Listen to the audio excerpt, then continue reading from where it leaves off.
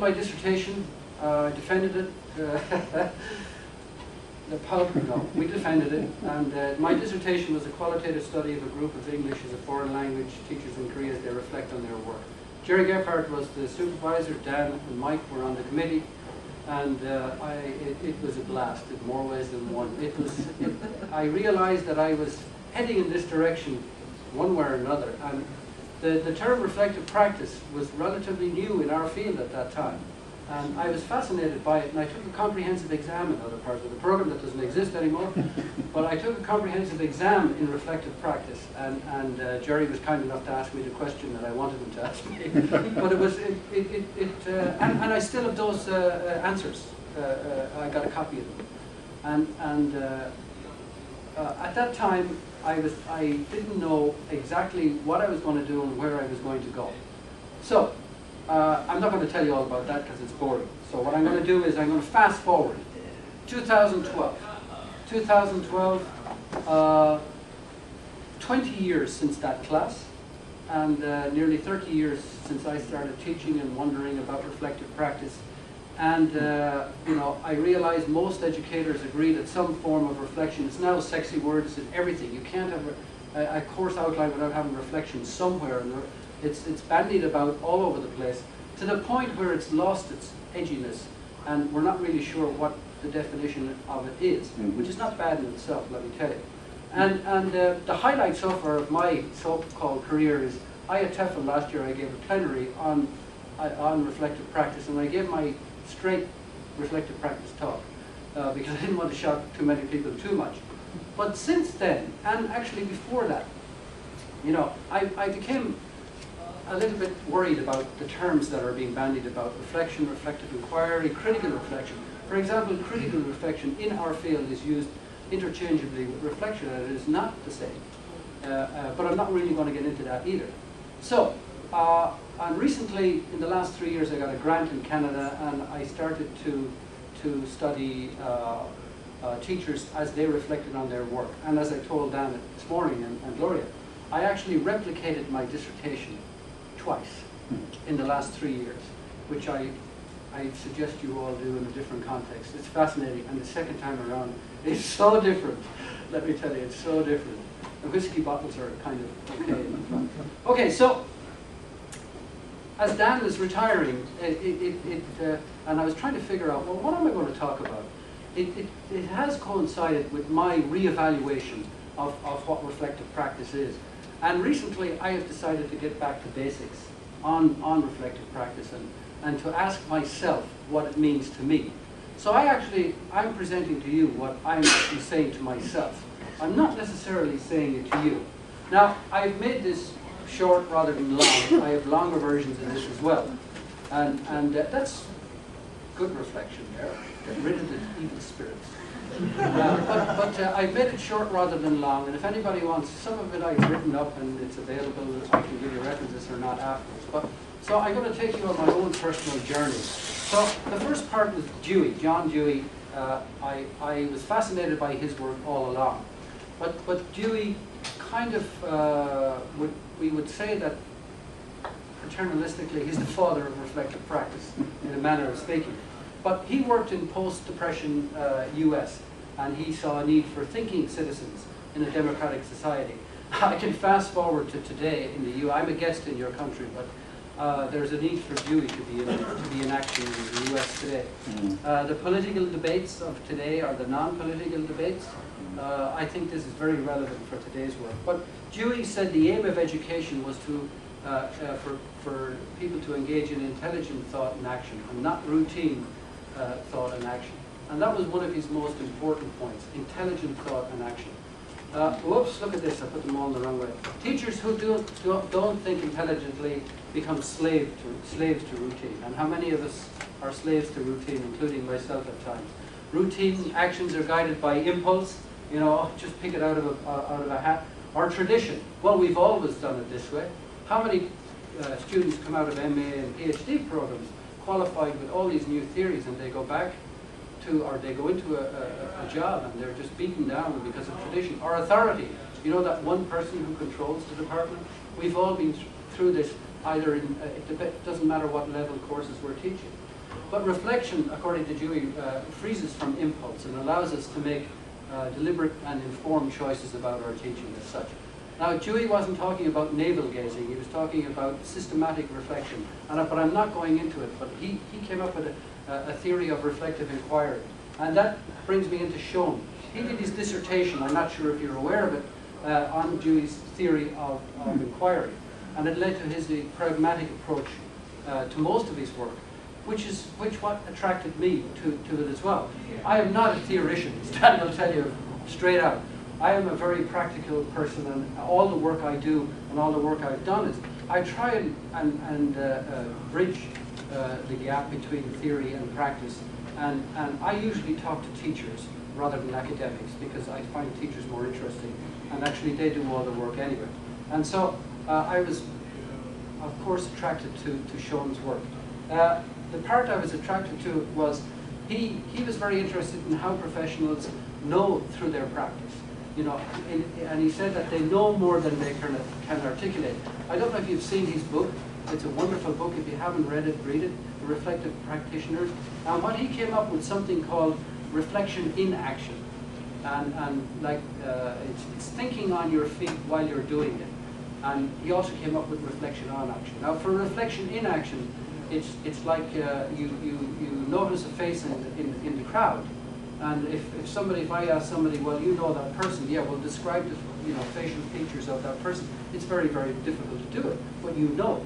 And professionals, as they work in action, they know their practice as such, and that's very attractive. But novice teachers have a hard time reflecting in action as such. I don't know if you're aware, Donald Schoen never worked with teachers. Did you know that?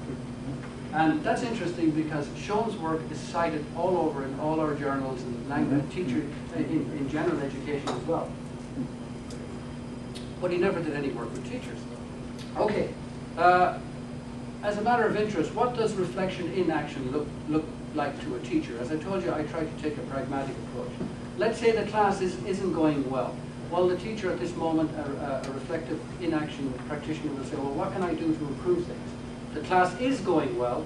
How can I maintain momentum? So it's a hawk-like, sharp-eyed Dan Canasido making informed decisions during his linguistics and the English teachers. I have to get a few days in. Yeah, but it's these split second reactions as such. So it's on the job decision making as such, and it takes a lot of years to develop such skills. And as I said, a novice teacher hasn't built up the repertoire of skills to be able to do that. But reflection in action is fascinating. At one stage, I was going. Some people call it teacher cognitions, as their instructional decisions, why you're teaching as such. That would be part of it as well. Very hard, stimulated recalls, very hard to get into actually a person's head, which is good. We don't really want to get into it. Reflection on action then, things that, oh, by the way, going back to this, notice things that aren't going well and things that are going well. You treat them equally emotionally. What I found over the years is that teachers generally focus on the negativity, problem solving. Reflective practice, according to Dewey, is problem solving. Reflective practice, in my understanding, is not problem solving. It's problem posing as well. It's also, you reflect equally what goes well and what doesn't go well. But most teachers tend to reflect on only the negative aspects, or what they perceive as negative. What teachers think is going well and not going well may not actually be correct. And that's another aspect of reflective practice that's important. But I'm not going to talk about that today. But the important aspect here is we treat the negative and the positive equally. I mean, if it's not going well, it may not have anything to do with you. I'm sorry to say, if it's going well, it may also have nothing to do with you. That's the beauty, and that's why we do what we do. And the more I work with reflective practice, the more fascinated. Teachers allow me into their classroom. I'm going to show you an example in a few minutes of a classroom observation that really had a fascinating result.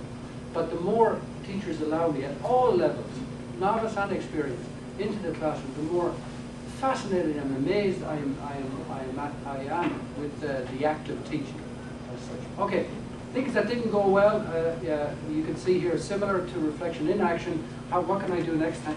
time to improve things, and how can I make use of what I learned if it didn't go too well. So you recall incidents, and there are ways of doing that. And if I put Sean and Dewey together, it's a systematic reflection on practice. In other words, you're not just thinking about it. You use teaching journals, you use classroom observations, you use groups, etc., etc. Now, that's not my focus today. So, if you take Sean's work, you can see reflection in action leads to reflection on action, leads to reflection for action. And it's circular as such, another diagram there. So it's reflecting before, during, and after. Reflection for action is not Sean's work. In fact, I stole that from, I think it was Zeitner. It's anticipatory reflection, and I'm going to talk a little bit more about that as well. That is where we're lacking in second language teacher education at the moment, a reflection for action. But reflection for action actually can be a composite of the other two reflections, in action and on action. So it's circular as such. That to me is the basis of a lot of my work as well. Okay, I have spent in the meantime the last 20 years from Dan's linguistics and the English teacher doing a lot of work, and I'm not going to go through it, as I call evidence-based reflective practice. And evidence-based reflective practice, as I introduced briefly, is generally teachers asking questions about their practice, such as, what do I do and how do I do it? Why am I doing it? What is the result? And will I change anything now that I know the answers to the first few questions? You know, method, technique, reason, result, and justification. I spent a lot of many years in many different places doing work on this, and I'm still doing it. But I did tell you that I've begun to reevaluate. And part of my reevaluation is my realization, if you look at these questions, one question is missing.